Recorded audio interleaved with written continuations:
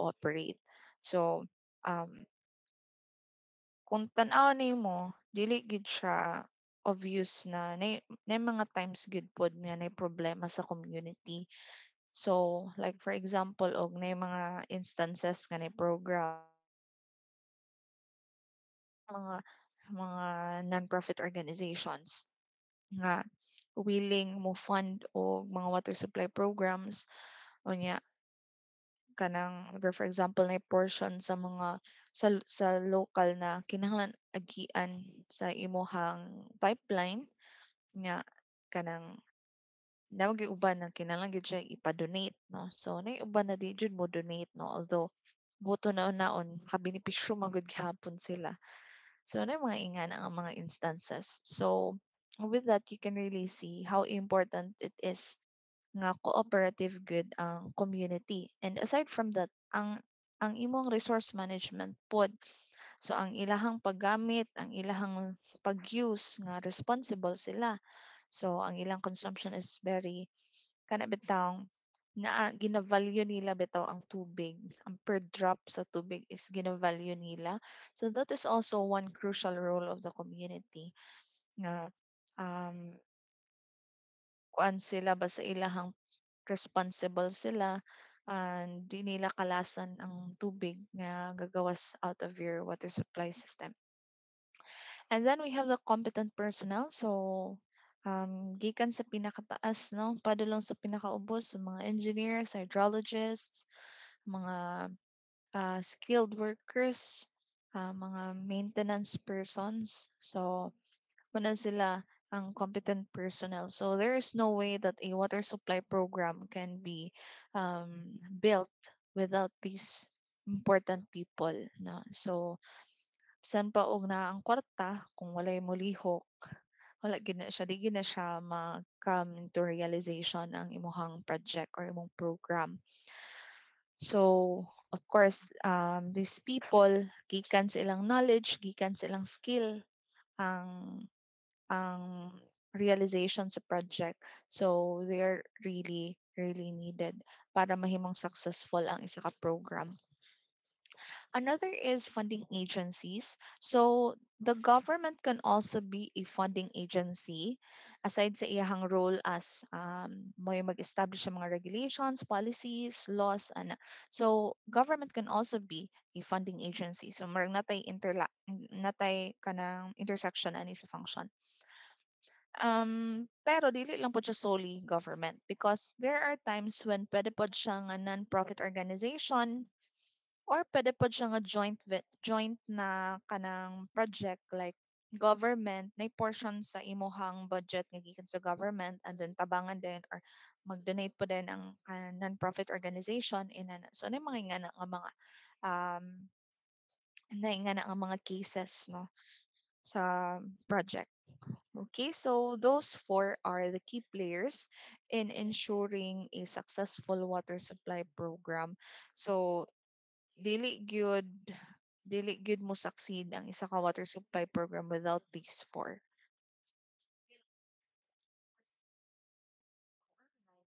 Okay, so we have here the global water issues.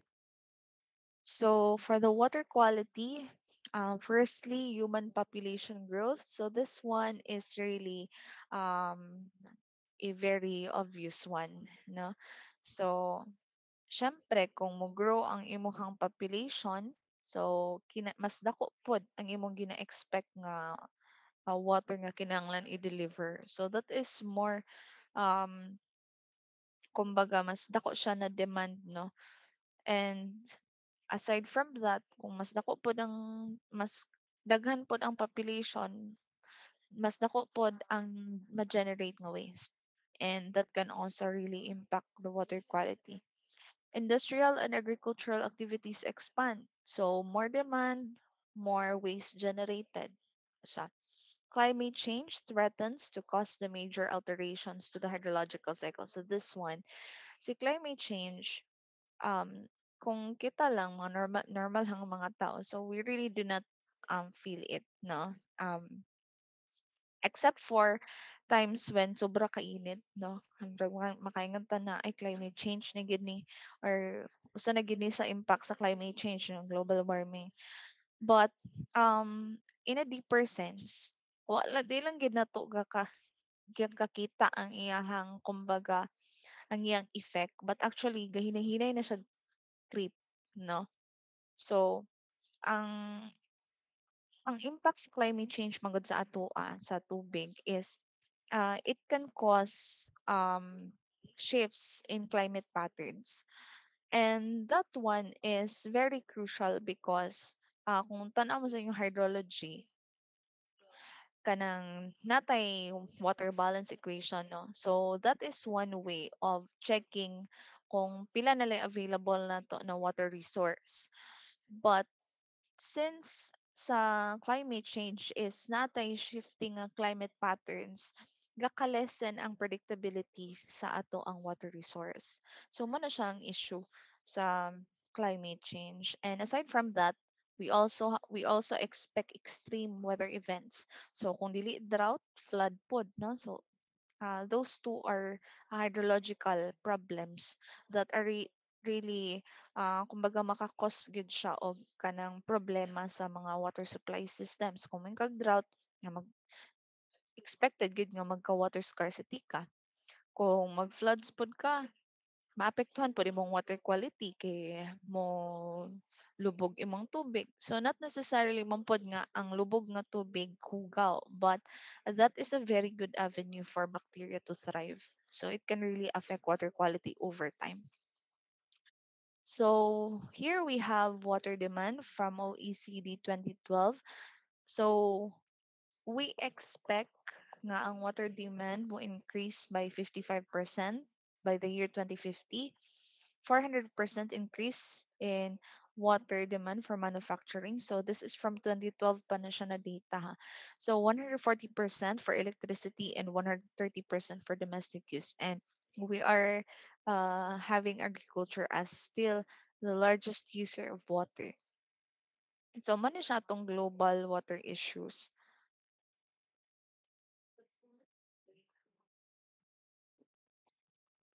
So water and health.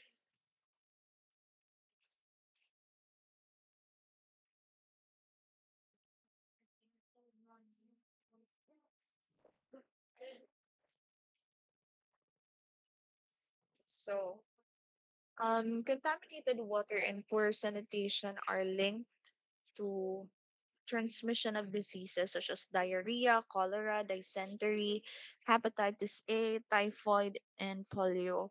Absent, inadequate, or inappropriately managed water and sanitation services expose individuals to preventable health risks. So, from sila, preventable gini nga mga diseases, no? So, how? By providing water that is safe and of good quality. Tanggal lang.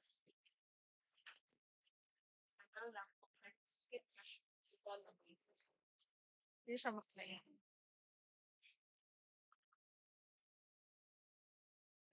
Okay, so as I have said class no, sorry. Preventable gini siya nga mga diseases, no? Basta kay ang atong water nga gina-consume sa atong mga end users, mga consumers is safe, then maiway gid nimo or imo gid ma-prevent nga mga diseases sa imong community. And then we have here the economic and social effects. So, when water comes from improved and more accessible sources, people spend less time and effort physically collecting it, meaning they can be productive in other ways. So, as I have said, no, kung na gani kay effective nga water supply system, ang imong tao or ang mga tao ng particular community, mas dagan ang ilang time to spend on things nga mas makapahatag sa ilang income, and of course that has an impact on the economy of the community. And this can also result in greater personal safety by reducing the need to make long or risky journeys to collect water. So ambot lang po sa katong mga taga syudad di makarelate, pero katong mga taga probinsya makabalo jud mo kung unsa ka risky ang mga tubig padulong sa mga water source. So very risky, usually walay sakto nga dalan. So if na kay water supply system, natanggal ang risk, no, nga madisgrasya ka in the process of collecting or um, fetching water para sa imuhang family or para sa imong own. Better water sources also mean less expenditure on health as people are less likely to fall ill. So as I have said, kabalo na to kung atong medical costs diri ito ato ang healthcare very expensive, no? So that can also help economically.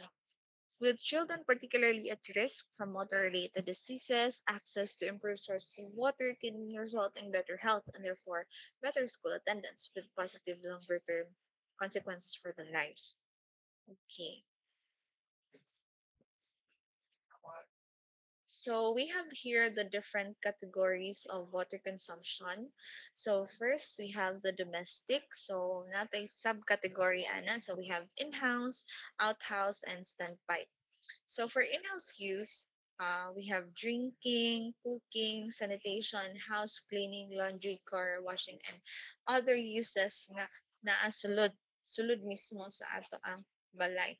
Outhouse use, garden watering, lawn sprinkling, bathing pools, and other na mga uses ng gawas sa inyong balay.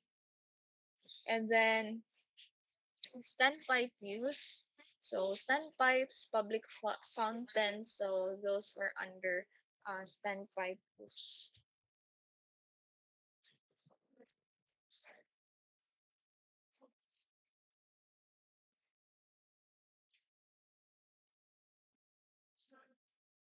Okay, so here we have the trade and industrial uses. So, may kag industrial, this pertains to water use in factories, industries, power stations, docks, and commercial, mga shops, offices, restaurants, hotels, airports, etc. Institution, mga hospitals, schools, government offices, universities, and other um, institutions. And then we have agricultural. So, meaning pinakadako na consumer gid sa tubig. For group, for crops, livestock, horticulture, greenhouses, dairies, and farmsteads. So, that is agricultural. Mga farms, mga poultry, sala. Public. So, sa public, mga water uses sa public parks, green areas, mga public spaces. Street watering, water mains, and sewer flushing. Firefighting is also under public use.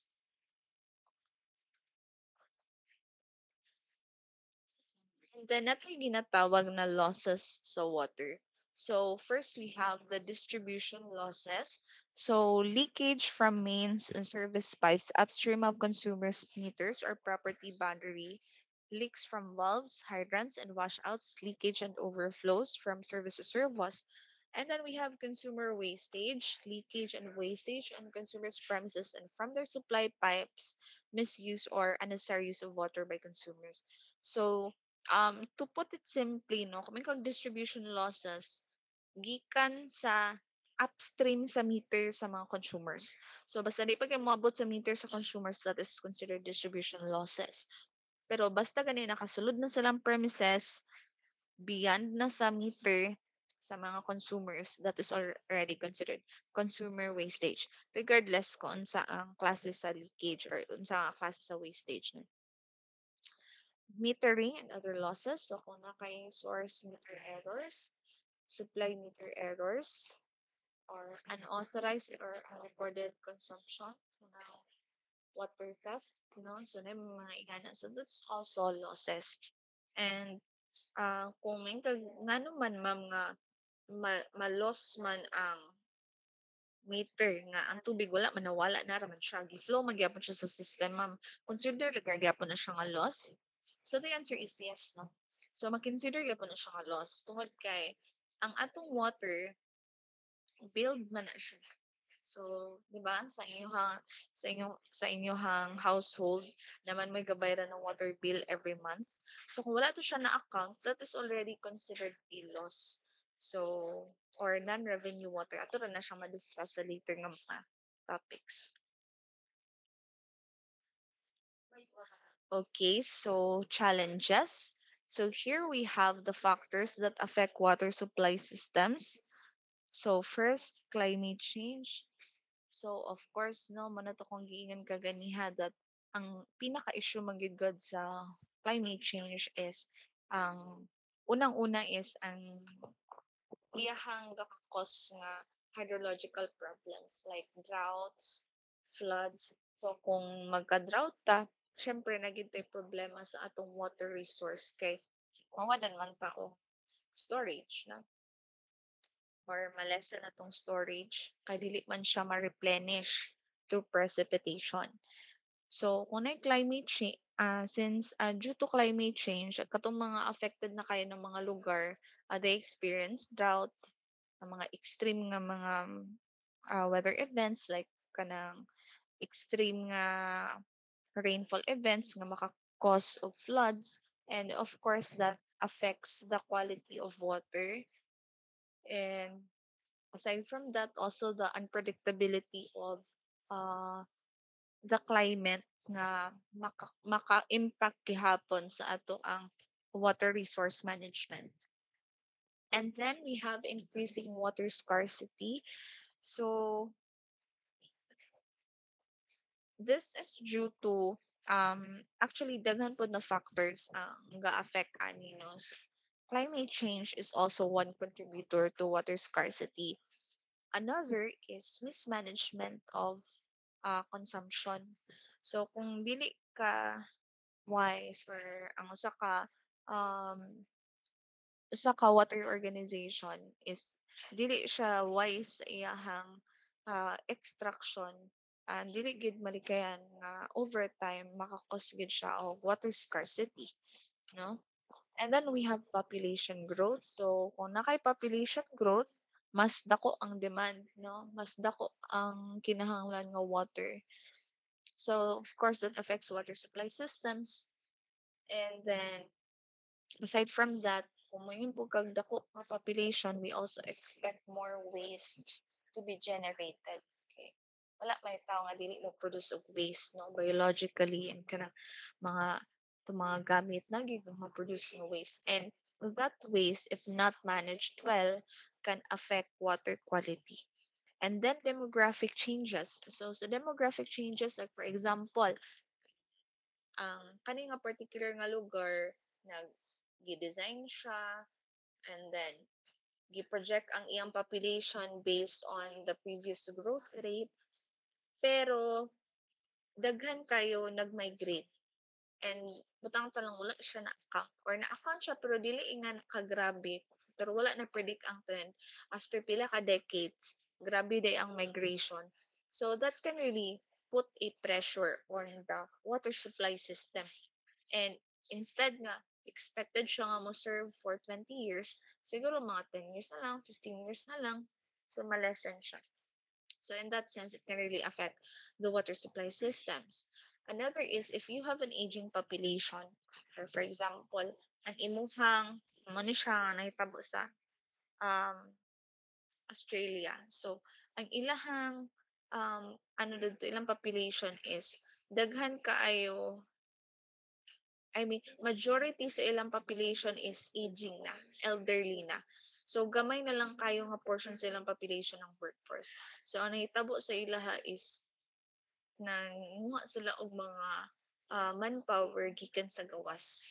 Mga skilled people gikan sa gawas para lang mo support sa ilahang ah, country economically. Kaya wala na sila workforce, gamay na lang kayo. Majority sa ilang population is aging. So ano na siya, napagyapon na siya impact no kung majority sa imong population is elderly na, kinahanglan nagkanang special na care kay ano man na siya kana demanding siya sa water ang pag elderly care. And then urbanization. So of course, mas daghan ang tao, kana siya quality gid sa tubig ang ato ang sa quality gid nato siya sa tubig ma-associate ang urbanization. And aside from that, kung may kag urbanization, daghan magud ah, context ang urbanization. So aside sa kanang ang imuhang population is mo dense siya, kana pong ang presence sa imuhang surface area nga kanang dili ma-penetrate sa tubig.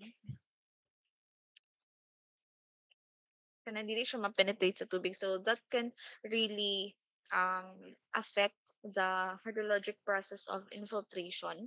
So ang reason nga no naatay storage sa groundwater is because of precipitation. And ang precipitation dili siya ma-store sa imong groundwater without the process of infiltration. Na karon kana siyang hydrologic process is usually ma-bar siya or ma obstruct siya kung nakay impenetrable surface. So wala siya pod another factor that affect water supply systems from urbanization.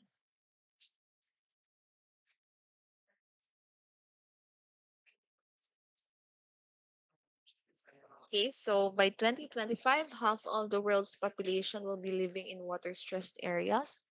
Reuse of wastewater to recover water, nutrients, or energy is becoming an important strategy. Sa ako na ni siyang na-mention ganihan, no? So, nanay mga countries nga kanang ga-reuse na sila sa ilang wastewater. But this one is very expensive. It is very expensive and kinahanglan very thorough um treatment because if not done right, takpay siya og risk, health risk no sa imong community. In fact, um, natoy kuan sa Australia pud na sila problema dito sa ilang tubig nga na sa northern part na ang ilahang water supply system kay naay naapil nga toxic na substance nga for taas-taas na nga panahon nga naa dayto siya present siya silang tubig wala nila nakitaan. So kanang mga ingana no. So that is really a challenge Australia na ganito. Increasingly countries are using wastewater for irrigation. Options for water sources used for drinking water and irrigation will continue to evolve with an increasing reliance on groundwater and alternative sources including wastewater. Actually, ina na po yung mga daga na pagkaroon ng mga strategies like sa DepEd ang ilang mga classroom karon especially katong nasa mga geographically isolated nga mga lugar uh, gina-incorporate na nila ang rainwater collection system para sa pag-collect sa tubig. So yeah, that's one strategy. No? And climate change will lead to greater fluctuations in harvested rainwaters. So, na siya. And then management of all water resources will need to be improved to ensure provision and quality. And of course, kan pinakalas na atuan na siya. So may mag-manage water resources. Atuan na siyang TOCA class.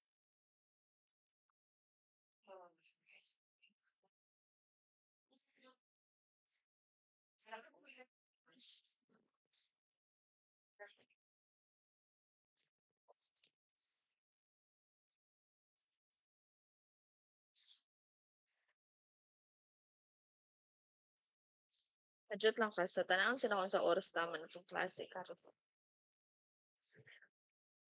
Di pa kayo familiar atong schedule.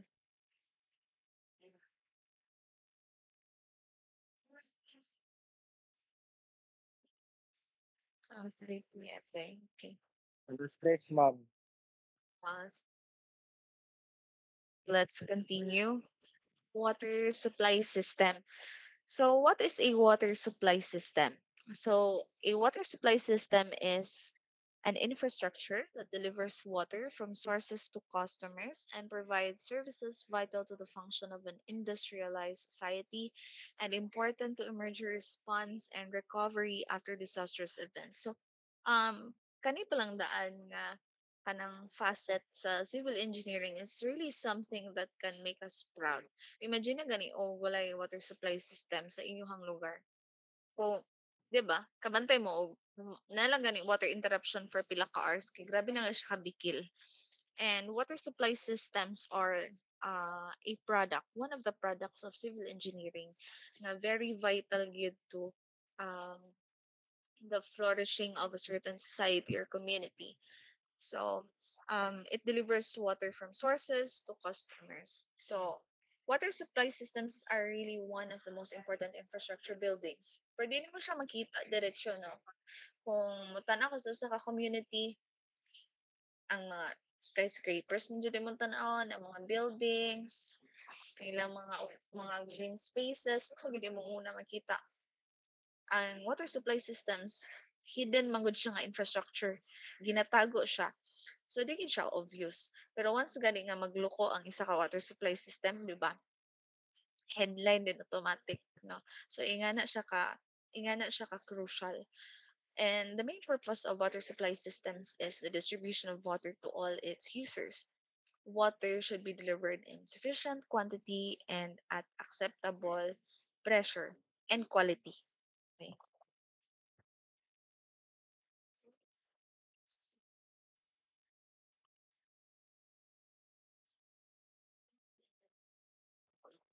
So water supply systems are dependent on first the spatial characteristics, which includes the topography and its influence on the pressure distribution in the pipe network. So water supply systems very crucial ang atong consideration sa topography because ang ato manggong water supply systems as much as possible kinahanglan gravity fed siya para mas makasave ta no, sa energy. Pero na mga times nga kinahanglan gyud siya butangan og pump. And regardless, the topography is very important. So mo ganin natay water supply system, matik gina siya nga natay consideration for survey, topographic survey because elevation is very important. Water supply systems are very elevation sensitive.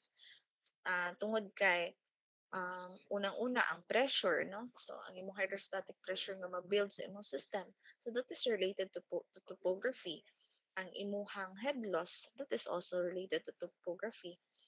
And most of WSS, yung initials or shortcut water supply systems. So, majority of them are installed on existing or planned roads.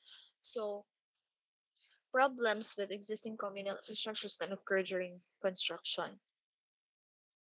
Um, Usually kung kita kag water supply systems, although pwede man siya nga ang shortest distances lang ang imong i-consider, but the best way to lay down the pipes no, sa imong water supply system is to really near existing roads or kung dili existing roads, planned roads. Based sa master plan sa inyong planning office sa imuhang local government unit. So, mo na siyang pinaka maayo gyud nga pamaagi kay para during sa imuhang construction or any mga maintenance activities dali ra siya ma-access. Land use and ownership will affect the construction costs. So kani siya ang land use and ownership will affect the construction cost because, for example, sa land use, if kana nga particular nga lugar is before industrial ang iyang use, so dako chance na ang imuhang water dira is unsafe. Although wala siya guarantee ha, imo gyapon siyang i-water test. Pero most likely og industrial iyang use before affected iyang quality. So kung imong i-push gyud nga dara nimo siya so kinahanglan nimo siya i-take ang water kung nadadto ra mismo ang imong source and that is very expensive. Aside from that, if for example na siya naka-occupy ng building din before and then nagian din nimo siya og water supply system. So, sa process of demolition, that is also additional cost and also ownership. Kaning sa ownership, where for example na kay water supply program and then ang imuhang pipelines um na ay wala gilain pa maagi kinahanglan gyud siya moagi og private nga yuta or private nga property. Ngayon nga na nga mga instances class. So, either i-negotiate ni pero i-negotiate ninyo kato ang tag-iya atong private nga land or inyo siyang ipaagi didto gyud sa nana mo na secure na ninyo ang right of way pero grabe kay siya kadako gasto. So ang inyong kuwanan is inyong i-negotiate ang ah, private owner, no? And okey lang kung moingon siya, "Sige mag-deed of donation na lang tayo, donate na lang namo." Which is usually not the case kay dili gyud mindset gyud na sa tawo nga ano ihatag man ako ang yuta, ako maning personal, ako maning privately owned ba nga yuta. So kana siya, na gyud na siya i-impact no sa construction cost. And also the soil spatial characteristics have an impact also on the excavation costs. As I have mentioned earlier, um, water supply systems are very elevation sensitive.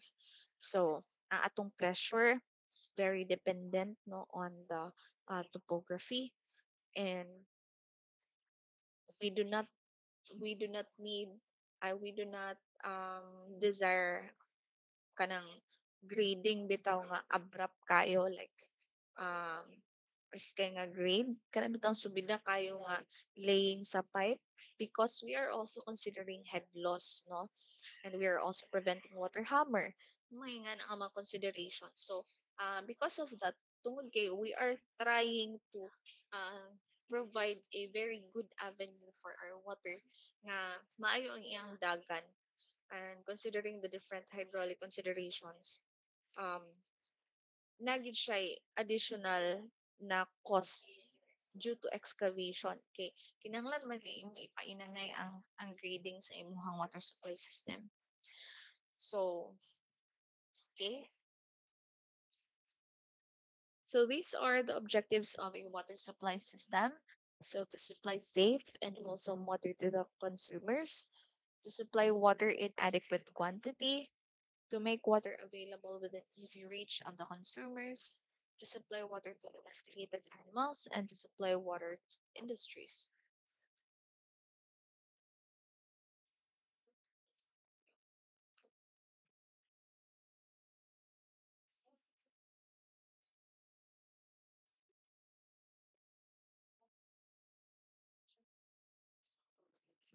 Okay, so here we have the lessons learned by the Philippine water sector. So starting in the 1970s, ang atong government, they introduced certain developmental practices and concepts to strengthen the water sector and expand its coverage of the population. So sa ilahang um, journey, kumbaga, they have kumbaga na sila yung mga lessons na na-learn along the way para sa sustainability sa water utilities. So first we have the phase design. So in designing systems, the concept of having a master plan for each utility with a design horizon of 10 to 20 years. May design horizon, morning imong expected na um, kumbaga service life sa imuhang water supply system. So gina-adapt na to ang phase design. So ang phase design is na kay master plan pero imo siyang i-implement in phases. So ang initial phase imo lang i-address ang service demand for the first few years, initial years. Pero wala nimo gina-close ang imong water supply system for possible future expansion or development. So the implementation of subsequent phases will depend na dayon on the revenue sa imuhang existing na din water supply system, and kung kinahanglan pa bang service demand ina na siya, and naayo manage ang utility. So this approach is very realistic and also conservative, no? So it will prevent over-design. Kaya ang itong mga kung mag-over-design ka, okay ra na siya kung itong mga countries nga grabe kayo ka. Baka maka-afford kayo ba? So there is ato is a reality nga dako kayo og agwat ang ang ends sa ato ang uh, as to kumbaga capability no sa sa kwarta no sa income. So this is an approach nga kanang kumbaga realistic ra siya. Conservative siya pero realistic. So, ma-prevent niya ang over-design, but we are also um, open for possible future developments. And then second is the use of updated technology. So, na natin mga bag-ong nga technologies karon nga gi-introduce. Like for example, the georesistivity survey na makita na nimo kung unsa ang level sa water table sa usa ka lugar. So mao ni siya i-map, murag iyang i-map ang water table sa usa ka lugar. So na kay maayo kumbaga nga prospect kung asa dapit maayo mag-build up of well. And then we also have our new drilling methodologies, mga state-of-the-art na drilling methodologies na dali na lang kaayo. And hydraulic networking models like EPANET, no? So sa una, manumana lang yun na ang pag-simulate, manumana lang yun na ang pag analyze, no? But karon with just one click of a button and a few pag-plaster sa imuhang system. So, na yan kay simulation and you will know, na din kay idea kung unsa na plaster sa pipe, unsa ang um, sizing sa pipes, and all of the other considerations. So, dali na lang tayo due to the updated technology. And then we have the operational autonomy. So we have the water districts, the water cooperatives, and rural water and sanitation associations. So that is ato ang pinaka ilagyan is water district man, pero may mga lugar mo private ang ilahang water providers. So these organizations or entities retained all their water revenues, which were used for defraying operational costs, debt service, and as reserves for the utility business. These organizations also had to source their own funds, either from internally generated cash or loans. The financial autonomy and discipline that had to be adopted by these utilities helped greatly to improve their management and operation. Okay, and then we have the tariff design and public consultation.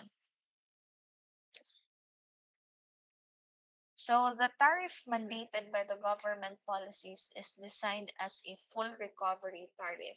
So kung may kag full recovery tariff, meaning tanan-tanan na nga cost, expected nga cost, isunod na niya dito sa iyang tariff. So, gikan sa iyahang um, planning, padulong sa iyahang construction, operation, maintenance, possible future developments, mga repairs, inana. So, tanan-tanan cost such that self-supporting kumbaga imuhang water supply system as long as magbayad lang ang mga consumers. So, mana siya ang gi-mandate no, sa itong government policy nga ang tariff kinahanglan full recovery gid siya para mo last good ang imuhang water supply system.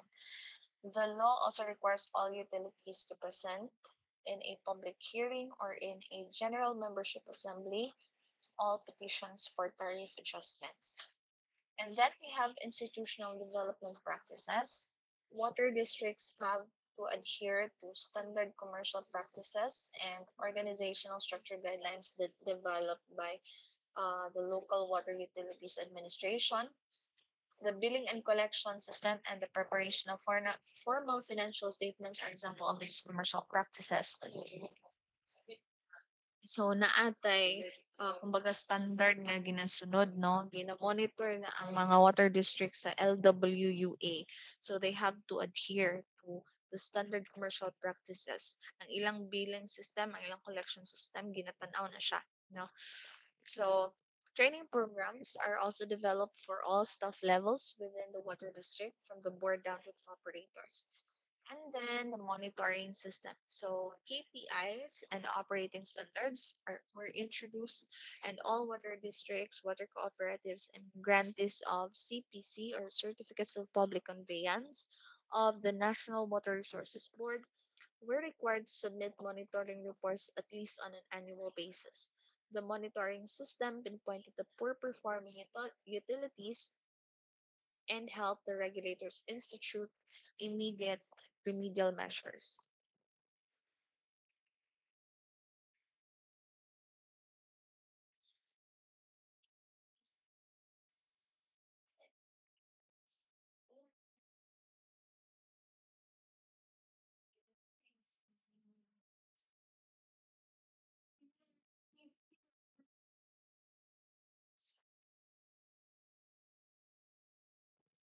Okay, so we have here the considerations for a sustainable system. So, from the experience of the water sector, the considerations that determine a sustainable system fall into four major areas. So, first is the technical consideration. So, gikan sa start pa lang, the design and the construction of the system should be done right. So, we have to use the appropriate technology, equipment, and materials.